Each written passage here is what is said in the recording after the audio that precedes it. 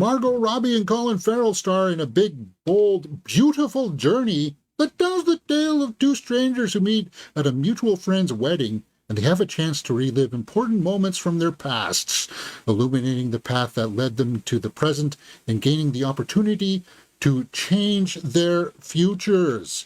Now, if you saw the trailers for this, it looked like it was going to be a nice whimsical story of these two bonding over these moments that they get to revisit in their past and stuff like that. But the movie fails to land, for me at least, because it fails in one of the critical story building elements. And that is, do we care about these characters? Who are these characters? It just starts out. He goes to get a car, and then it's like, do you want to go on a big, bold, beautiful journey? And he tries to fill in the background of the characters by using some of these flashbacks, but it's kind of like, have they earned this? Have they earned the right to have this Alice in Wonderland type story? And it's kind of like they want you to sympathize with them simply because it's Margot Robbie and Colin Farrell. But if it was just sort of generic characters or actors that you didn't really know, I don't think this movie would land at all, because it's just ludicrous. It's ridiculous. It relies heavily on the fact that you need to have that big suspension of disbelief of, okay, we're going on a strange, fantastical story here. And I am a big fan of going on big, fantastical stories. Cinematography is breathtaking. They shot this in some really scenic locations. But what I mean by hollow characters, and you don't really care about them, you see these grandiose things, and they're telling you these life lessons about, oh, look at this beautiful place. We should just admire this in silence. Okay, why do you two need to sit here and admire this in silence, right? Like, it literally starts like this. It's just like, you haven't earned this. You haven't earned this. And it comes from a director, Kongonada. I'm sorry if I butchered that name. I'm not good with that pronunciation for sure. He's done After Yang, which I liked. I liked After Yang. And we did a reaction to that on the channel, actually. And he did an episode, or he did 2 episodes of The Acolyte. And we reacted to that as well. I like the attempts at bold storytelling. But for me, it's kind of like, one of these characters isn't very likable, and because she does some bad things. The only reason why I like her is because it's Margot Robbie. But as I said, if it wasn't Margot Robbie playing her, and it was maybe just somebody who wasn't as beautiful as her, I would not be sympathizing with her at all. So it misfires.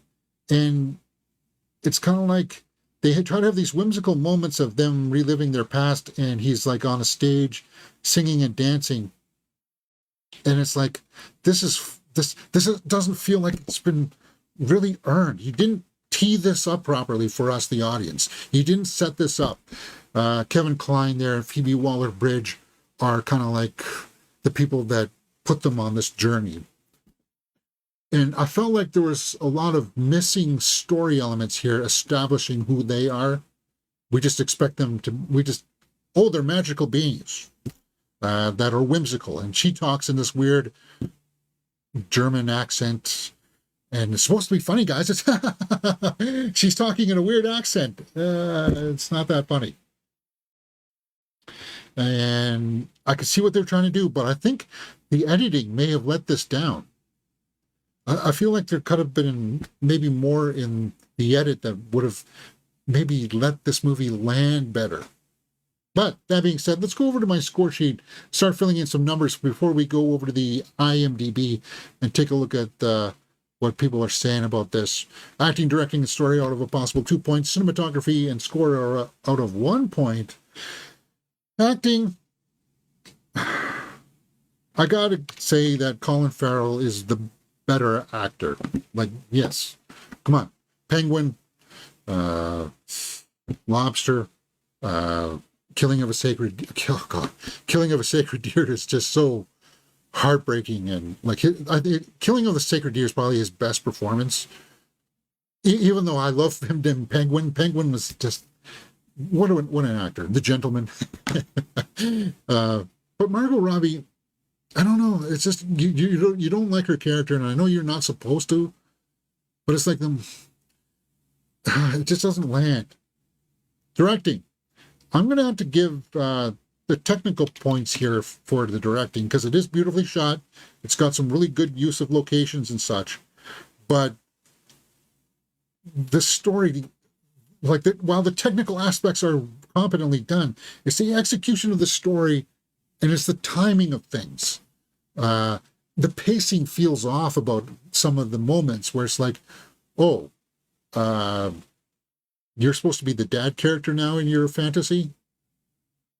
That came out of nowhere. Why is that like that? And it's like, okay, am I being too harsh on this story? It's got a good premise, so that's a 0.5 right there. And I really wanted to like this. And it's got some interesting ideas in there, but it's just it felt like it didn't set itself up, and I got to knock it back for a little bit on that. I'm being generous here, giving it a full 1 point. I am. I could give it a 0.5. I don't know. Maybe I should. Cinematography, though, I'll give it a full point because it is beautifully shot, for sure.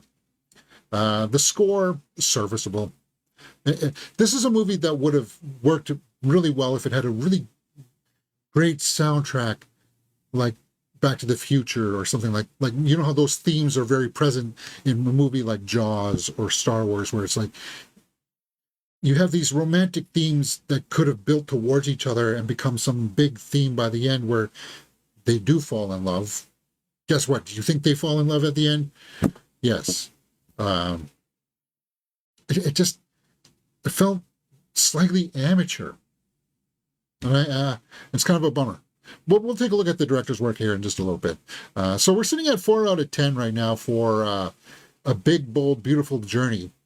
Let's go over to the tomato meter and see what people are saying. Oi, 39%, 114 reviews.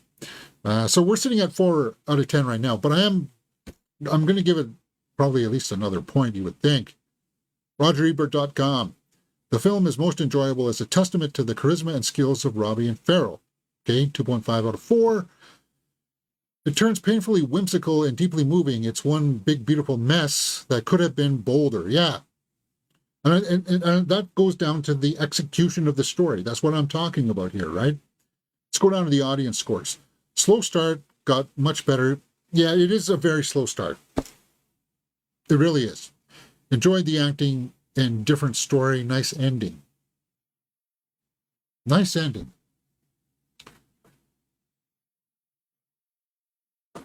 Well, I guess if you like happy endings, I suppose. Interesting story. Performances believable, different and thought-provoking. Okay, if you've never seen one of these stories that tries to give you life advice while taking you on a journey of like fantastical whimsy, then if this is your first exposure to a story like this, then I would say, okay. But you know what? A movie that does this much better is Stardust. Stardust does this way better. Yeah. Where it deals with fantastical things and then takes you on a journey about two people falling in love. It's much better. Or Princess Bride. Romantic but quirky. Margot Robbie, so cute and talented. Good romantic movie. If you turn your brain off, maybe. If you turn your brain off, maybe. Let's go and take a look and see if there's anybody of note here in the other critics' reviews. I don't think that there is. Farrell and Robbie are adrift, but then Klein and Waller-Bridge, doing a broad German accent, never figure out the right tone for the touch of the surreal they represent. Yeah, of Kevin Kline. It was cool to see Kevin Kline in this, but it's like he could have been like he doesn't really say much, and this is the look that he has on his face for the few scenes that he's in. That's it. It feels like a big, huge swing and a miss. It really does. It's hard not to feel that.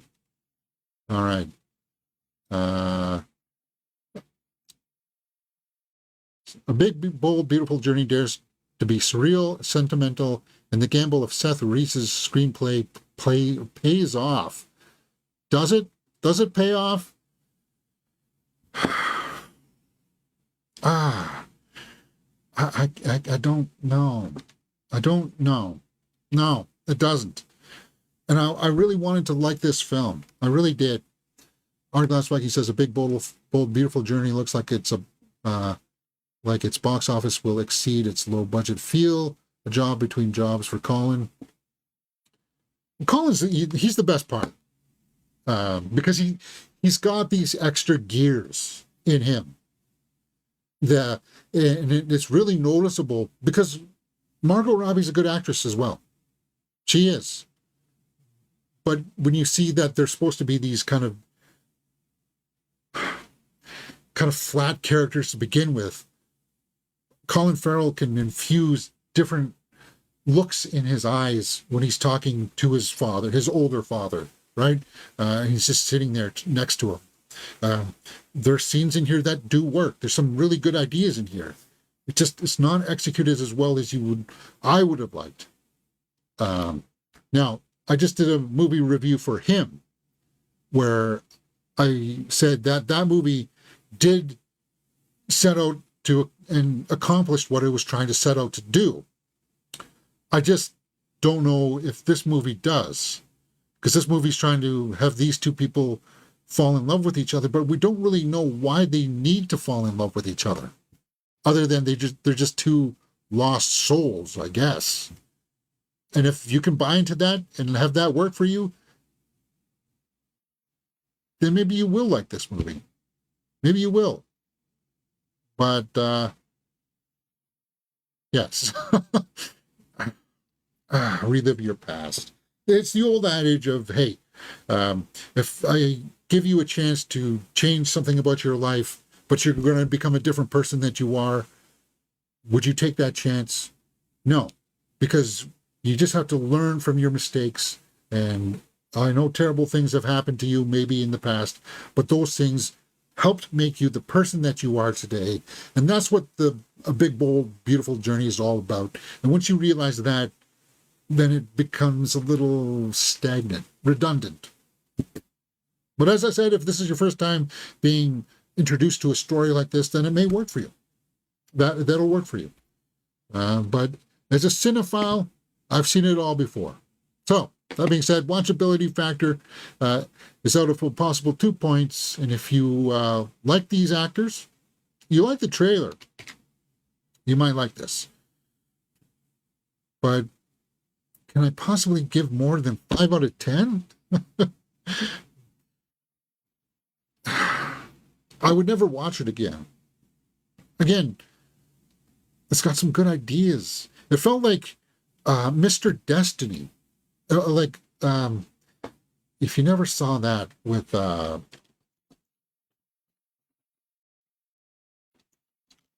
Jim Belushi and Michael Caine, where it's kind of like that old story of, okay, a wizard kind of comes and changes his life and says, okay, you weren't rich and you didn't get to marry the daughter's boss, the boss's daughter, but we're going to give you a life where you did, where you get to be the big superhero, right? And it's kind of like that kind of a story, right? But just not as whimsical. But that's where I stand. So, what do you guys think? 5 out of 10 for a big, bold, beautiful journey. I think that's about right. It's kind of a bummer, kind of a letdown, and it's a bummer. Bummer, man. Maybe I could give it 5.5, but I would be stretching. So, what do you guys think? Let me know in the comments below. Hey, if you like this kind of thing, we just reviewed Him, that movie where Marlon Wayans mentors an up-and-coming quarterback. And will there be satanic rituals going on? Well, we talk about that in our review. So, with that being said, if you like this kind of thing, hit that thumbs up button, subscribe, and I'll see you next time right here on Beer Domains.